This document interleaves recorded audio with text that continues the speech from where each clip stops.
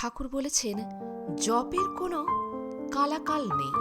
যখনই সময় পাবে তখনই তার নাম করবে, চলতে ফিরতে তার নাম স্মরণ করবে।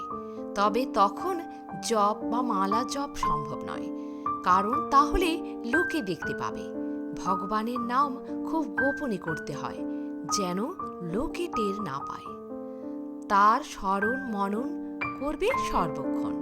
একটা অভ্যাস জমিয়ে নিতে হয়। চলতে ফিরতে খেতে শুতে এমনকি তার কাজকর্মের মধ্যেও নিরন্তর তার স্মরণ মনন করবে, যেন একটা অন্তঃস্রোত চলছে। এইভাবে কিছুদিন অভ্যাস করলে দেখবে যে তোমার অজ্ঞাতসারে এমনকি ঘুমের ভেতরেও জপ চলছে, স্মরণ মনন ভেতরে ভেতরে চলছে। প্রণাম ঠাকুর। আজ এ পর্যন্তই। ভালো থাকবেন, সুস্থ থাকবেন। যদি ভিডিওটি ভালো লাগে একটা লাইক অবশ্যই করবেন।